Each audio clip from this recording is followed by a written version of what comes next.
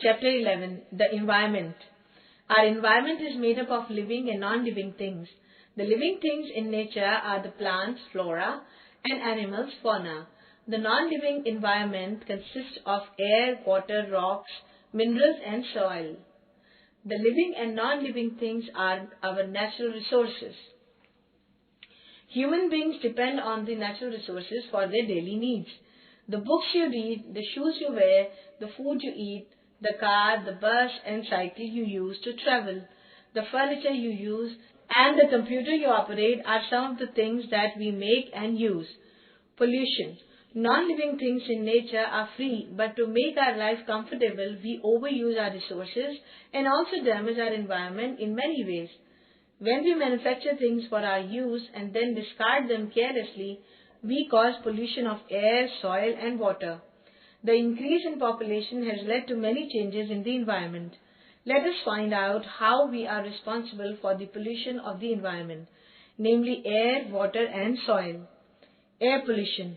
We need clean air to breathe, but due to our negligence, clean air is getting polluted in the towns and cities. Let's find out how air gets polluted. What happens to the smoke and poisonous gases given out in the first picture?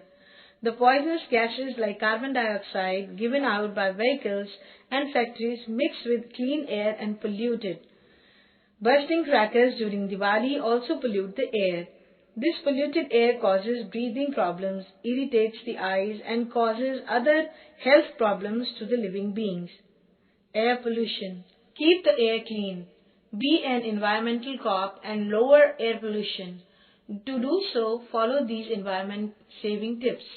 First, walk short distance, do not use a car. Second, switch off car engines at the end light. Third, use a public transport. Fourth, use a carpool to go to school. Fifth, use a cycle to travel short distance. Sixth, plant more trees. What else will you do to keep the air clean in your town or city? Clean. Water pollution. 3/4 of our earth is water, but most of it is salty. Only 3% is fresh and is fit for use. Human beings have polluted even this small amount of water available to us. Let us find out how we have polluted the water. Dirty water from our homes, shops, and factories goes into the drains. This water contains soap, detergent, chemicals, etc. Drains release this dirty water into rivers and pollute them. Farmers use fertilizers to grow their crops. This fertilizer also gets washed away by rains and mixes with water bodies like rivers, ponds, etc. All these things pollute the water. Many harmful germs grow in polluted water and causes diseases like jaundice, diarrhea, and typhoid.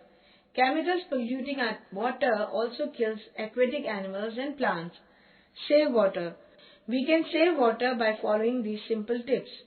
Repair dripping taps. Do not leave the tap open while brushing your teeth. Use water from a bucket to take bath.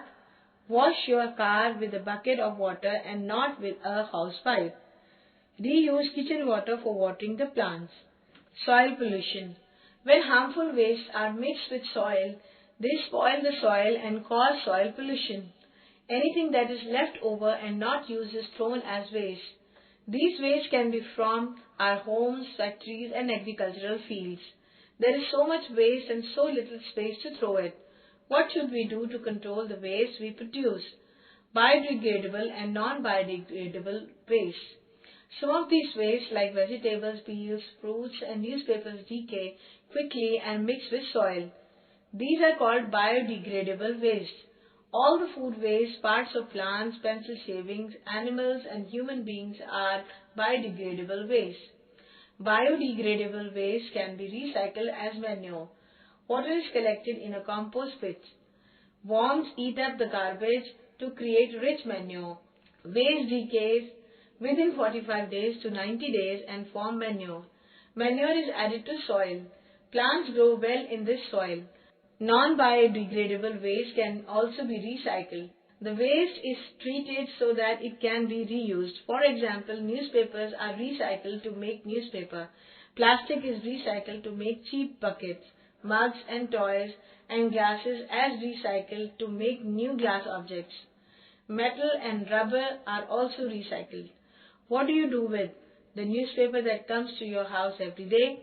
Broken glass, mug, plate and cup, fruit and vegetable peels, the poly bags and old plastic bottles, old toothbrushes, empty toothpaste tubes and shampoo bottles, old clothes and shoes you no longer use.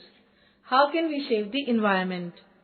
We can help in saving our environment by following the 3 R's. What are the 3 R's? These are reuse, reduce and recycle. Reduce. Use less. Choose the things that can be used again. For example, use clothes, towels, handkerchiefs instead of tissue paper. Only buy what you need. Reuse. Find new ways to use things before you throw them. For example, old textbooks can be given to the library or old toys and clothes can be given to orphanages or charity organizations. They can be used by the needy. Recycle. As discussed above, waste can be recycled to be used again. Rules you should follow to keep the environment clean. Separate waste into 2 groups, biodegradable and non-biodegradable. Do not litter. Put waste into the dustbin, not on the roads, on your surroundings. Trees are helpful. If the environment has to be saved, we will have to save our forests and trees. Trees are our helpers and friends. Trees are useful to us in many ways. Their roots hold soil firmly and prevent it from getting washed away in rains and floods. They also release oxygen which we use to breathe. How to save our trees? We should not cut trees. If we have to cut them for our use, we should plant more trees than we cut. Paper is made from trees. We should not waste paper. We should use both sides of the paper. In villages, people use wood as fuel to make food. They should use other forms of fuel such as LPG, liquefied petroleum